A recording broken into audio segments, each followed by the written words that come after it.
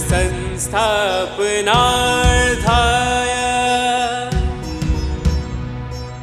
संभवामि युगे युगे संभवामि युगे युगे संभवामि युगे युगे। मान्यताएं पलटनी पड़ेगी। इतना सुनने के बाद भी अभी मान्यता नहीं बदलती और इसी कारण से मुझे और अधिक सुनाना पड़ता है। भगवत गीता से कुछ मैंने सीखा, वो 4-5 पॉइंट्स मैंने अपनी डायरी में लिखे थे, शेयर कर लूँ, अभी शेयर कर लूँ। पूरी भगवत गीता का जो मैंने 3-4 बहुत इंपॉर्टेंट पॉइंट्स नोट किए वो मैंने ये किए। नंबर 1,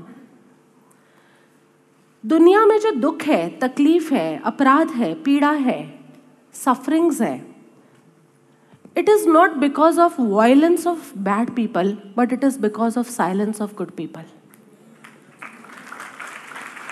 काश भीष्म, द्रोण, कर्ण जो अच्छे लोग थे उन्होंने बगावत की होती पहले से, तो ये महाभारत का युद्ध होता ही नहीं।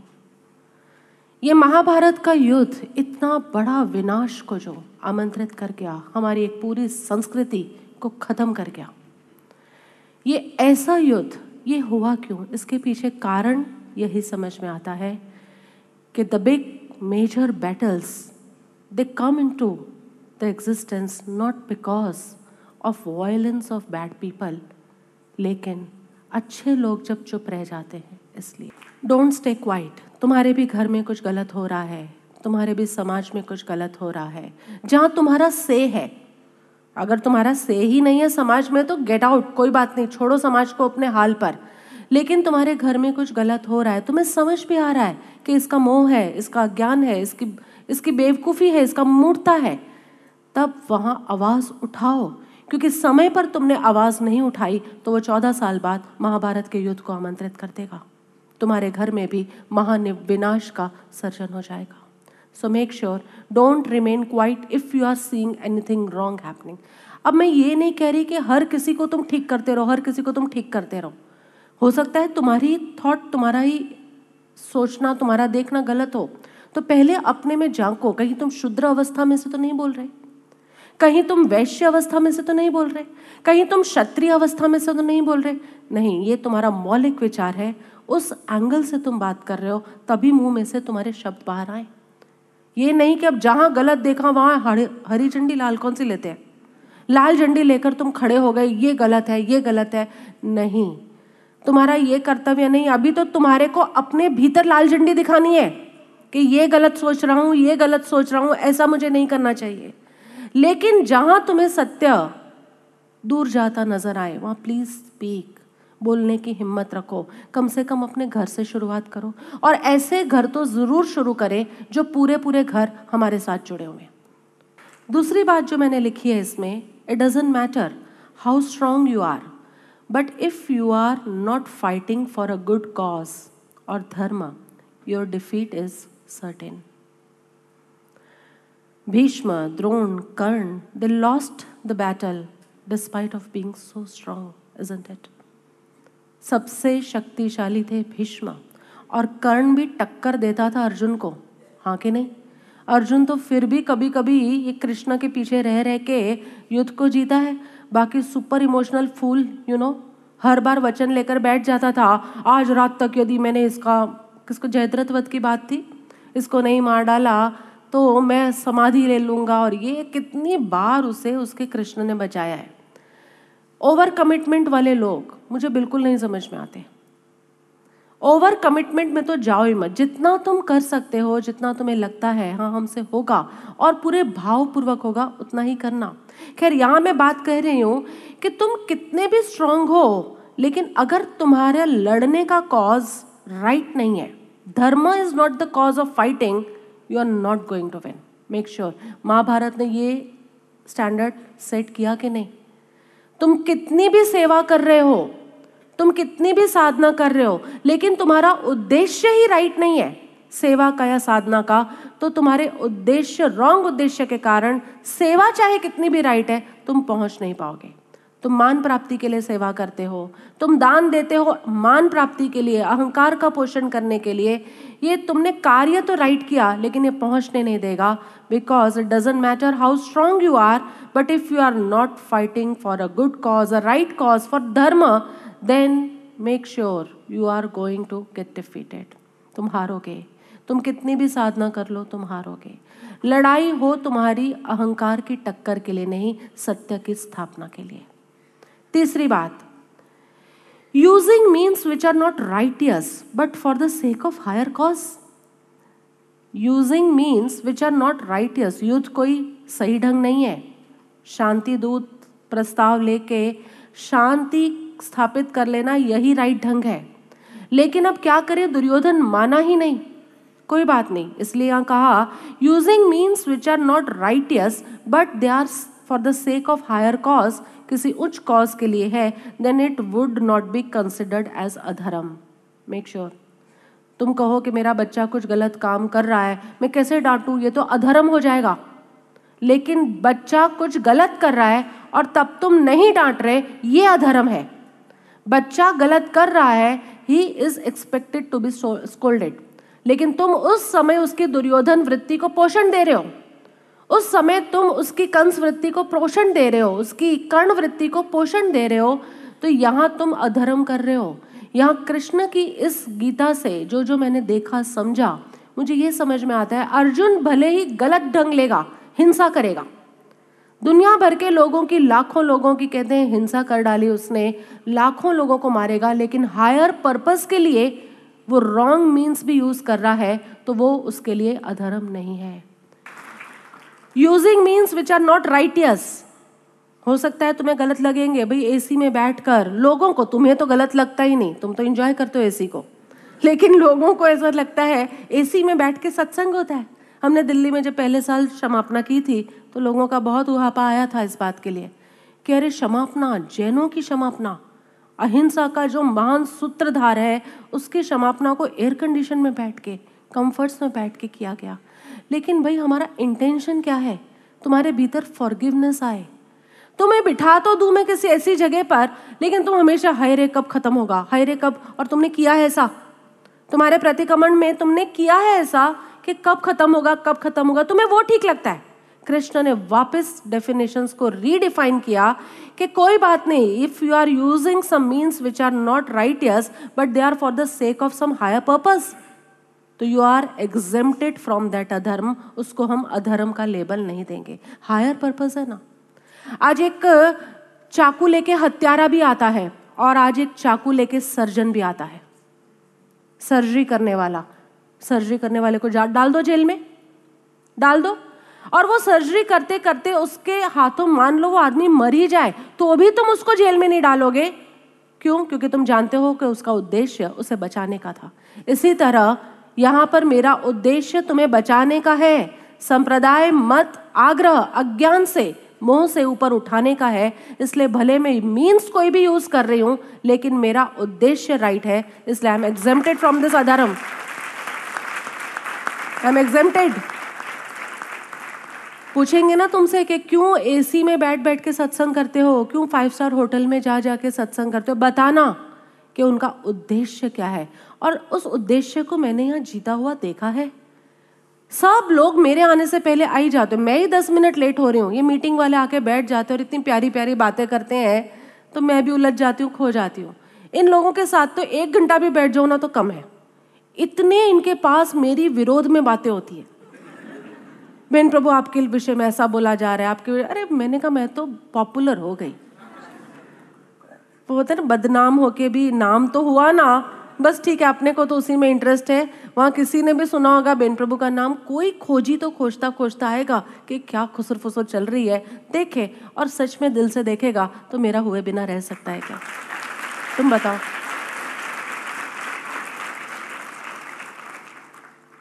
चौथी बात मैंने देखी, बड़ी गूढ़ बात, you don't always attain salvation, liberation by your devotion to God, but karma is also the reason. Bhishma, भक्ति कृष्ण के प्रति अनन्य थी, लेकिन केवल भक्ति से भी मोक्ष नहीं होता, भक्ति के साथ तुम्हारा कर्म भी सम्यक चाहिए। उसका कर्म गलत हो गया क्योंकि उसने धारणा ही कुछ ऐसी कर ली। भीष्म पितामह ने धारणा कि मैं हस्तिनापुर को कमिटेड हूँ, ये गलत है। किसी सीट को कमिट मत हो, किसी भी ओहदे को कमिट मत हो, दशा को कमिट होना है, लेकिन उसने कार्य ही गलत कर दिया। इसलिए he was committed to Kauravas. जो भी हस्तिनापुर पर राज कर रहा है उसी को वो कमिटेड है। भगवत गीता के इस पूरे महाभारत के इस एपिसोड से बस ये समझ में आया, no matter how intense your devotion towards God, Bhishma का कृष्ण के प्रति इंटेंस डिवोशन था और मृत्यु शैया पर कृष्ण ने ही उन्हें अंतिम मुक्ति दी है। देखा होगा तुमने महाभारत में, अंतिम मुक्ति कृष्ण के माध्यम से ही हुई है। लेकिन फिर भी यदि तुम्हारे कर्म भी रॉन्ग हो रहे हैं, if your karmas are not right, तो only salvation, only devotion can not take you to the state of salvation. Bhishma Pitamah को फिर भी घूमना पड़ा, भले कृष्ण के हाथों से गए, लेकिन घूम घाम के फिर कहते हैं पहुंच जाएंगे मोक्ष में। तो ये 4 बातें हमेशा ध्यान रखना। पहली, सफरिंग, तुम्हारे जीवन में भी जो सफरिंग है, it is not because of violence of wrong attitude but silence of right attitude. अब तो तुम्हारे ऊपर बात आ रही। दूसरी बात, it doesn't matter how strong you are, but if you are not fighting for a good cause, you are bound to defeat, तुम हारोगे। तीसरी बात, using means which are not righteous but for the sake of higher cause, then it would not be labelled as अधर्म। और चौथा, you don't always attain salvation by your devotion to God, but the right action, but the right karma is also a reason behind salvation। यानी भक्ति और कर्म का समन्वय होना चाहिए। और ज्ञान तो सबस्ट्रैटम है, ज्ञान की आधारशिला पर ही सारे कार्य होते हैं। और ये प्रकट कब होती है? जब पूरा स्वरूप समझ में आता है। मैंने आज सुबह भी तुमसे कहा, आस्तिक दर्शन से नास्तिक दर्शन, नास्तिक से आस्तिक, हम ये यात्रा कराते ही रहेंगे तुम्हें, और वो यात्रा ही तुम्हें पूरे स्वरूप की खबर दे पाएगा। जिसे स्वरूप का जैसा तत्व है वैसा ही वो जानता है, वही मेरे भक्ति से मुझे तत्व से जानकर तत्काल मुझ में प्रविष्ट हो जाता है। मेरे परायण हुआ कर्मयोगी तो संपूर्ण कर्मों को सदा करता हुआ भी मेरी कृपा से सनातन अविनाशी परम पद को पाता है। यहाँ तक तो बात हुई। अब अर्जुन को कह रहे हैं तू क्या कर। अर्जुन से, क्योंकि यहाँ 57 से जो 69 तक अभी तुमने गाया, 62 तक, नाउ डायरेक्ट आ गया टू अर्जुन। सब कर्मों को मन से मुझ में अर्पण करके तथा समबुद्धि रूप योग को अवलंबन करके मेरे पारायण और निरंतर मुझ में चित्त वाला हो। अभी ईश्वर बोल रहे हैं, कृष्ण, योगीश्वर कृष्ण बोल रहे हैं। बार बार वर्ड आएगा, मेरे में आ, मेरे में आ, मुझे अर्पण। Lots of ego, isn't it? Lots of ego, बार बार मुझे अर्पण कर, मेरी भक्ति कर, मुझे सब कुछ दे, मेरे में चित्त लगा, मेरे में मन लगा, मेरा भजन कर। दुनिया भर का मेरा मेरा आएगा। लेकिन अब योगेश्वर अपने ईश्वरीय स्तर से अब ये बातें अर्जुन को कह रहे हैं। और क्यों कह रहे हैं? क्योंकि कहीं ना कहीं वो 16 लक्षण उन्होंने अर्जुन के अंदर देख लिए हैं। तो सबसे पहले क्या कह रहे हैं? सब कर्मों को मन से मुझ में अर्पण कर, सम बुद्धि रूप योग को अवलंबन करके मेरे पारायण और निरंतर मुझ में चित्त वाला हो। मुझ में चित्त वाला होकर तू मेरी कृपा से समस्त संकटों को अनायास ही पार कर जाएगा। तेरे पुरुषार्थ से नहीं होगा कुछ, तू कितना भी पुरुषार्थ कर ले, लेकिन जब तू संकटों को पार करेगा तो तुझे पता चलेगा ये मेरी कृपा से ही हुआ है। अब सी, आफ्टर सो लॉन्ग डिस्कशन, अब ये बात कृष्ण कितना बेबाक रूप से बोल, यू अंडरस्टैंड दिस वर्ड? बिल्कुल मुंह फट होके बोल रहे हैं कि तू जो भी पाएगा ना मेरी कृपा से ही पाएगा। तो बिल्कुल मत समझना कि मैंने 10-10 घंटे पढ़ाई की ना इसलिए 93% आ गए मेरे। खबरदार, तूने ऐसा सोचा है तो 93% इसलिए मेरी कृपा से आए। लेकिन मैं अब बोलूं तो मान्य है, तब बोलती तो पुरुषार्थ करना ही छोड़ देती। इसलिए पुरुषार्थ भी पूरा कराएंगे, और जब उसमें वो लक्षण दिखने लगते हैं तब यहाँ पर कृष्ण कह रहे हैं समस्त संकटों को अनायास ही मेरी कृपा से पार कर जाएगा, और यदि अहंकार के कारण मेरे वचनों को नहीं सुनेगा तो नष्ट हो जाएगा। अर्थात परमार्थ मार्ग से भ्रष्ट हो जाएगा। जो तू अहंकार घमंड का आश्रय लेकर यह मान रहा है कि मैं युद्ध नहीं करूंगा, तेरा यह निश्चय मिथ्या है, क्योंकि तेरा स्वभाव तुझसे जबरदस्ती युद्ध करवाएगा। हे कुंती पुत्र, जिस कर्म को तू मोह के कारण करना नहीं चाहता, उसको भी अपने पूर्वकृत स्वाभाविक कर्म से बंधा हुआ परवश होकर करेगा, क्योंकि तेरा वर्ण ही वो है। तू युद्ध किए बिना रह ही नहीं सकता। और क्यों नहीं रह सकता भाई? तू इतनी देर मेरे सत्संग में आया, तो इतनी देर मैंने इतने बीज डाले, 18 अध्यायों का सत्संग किया, और इतने बीज डालने के बाद अब तू युद्ध किए बिना रह सकता है क्या? कृष्ण अर्जुन को भी यही कह रहे हैं कि इतना लंबा हमारा समागम हो गया, अब तेरा धर्म ही बन गया, मैंने इतना ज्ञान डाल दिया है तेरे में, तेरा धर्म ही बन गया है कि जहां कोई परिस्थिति आएगी इमीडिएटली तेरे अंदर का सम्यक योद्धा खड़ा होगा और मिथ्यात्व का नाश करेगा।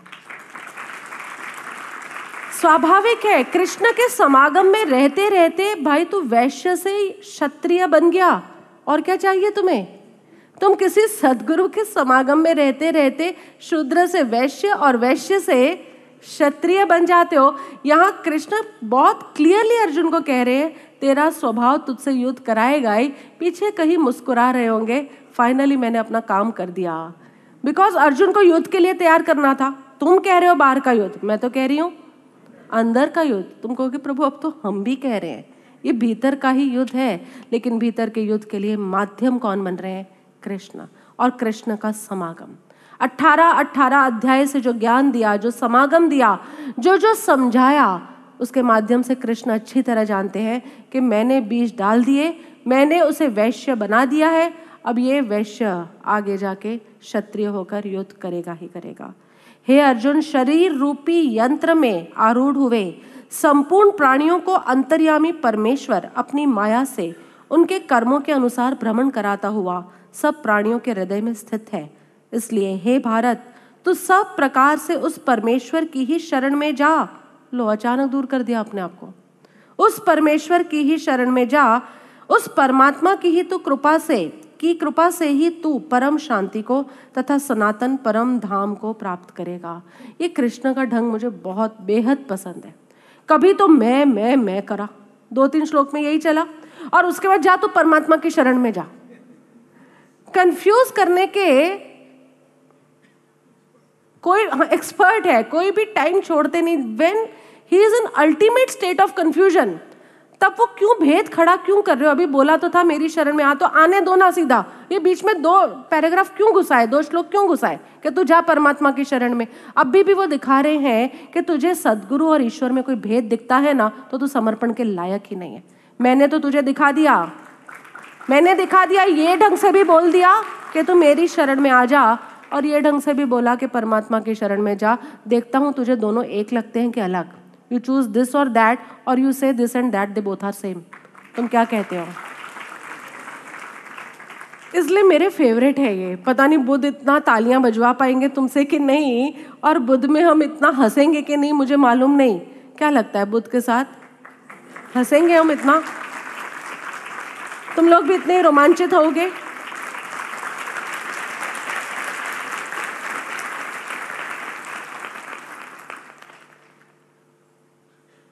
जब तुम धम्मपद को पढ़ने बैठोगे ना, तो तुम्हें लगेगा ये अर्जुन को कहा जा रहा है, यानी तुम्हें कहा जा रहा है।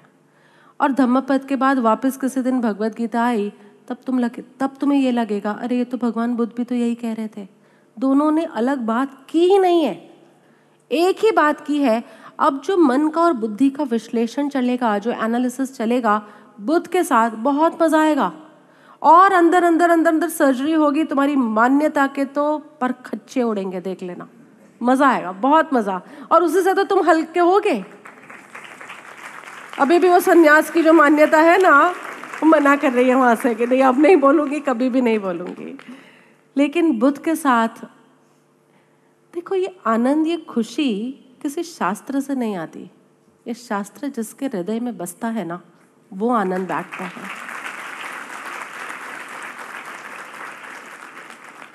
सुबह हुई इसलिए सूरज रोशनी देता है कि सूरज रोशनी देता है इसलिए सुबह होती है।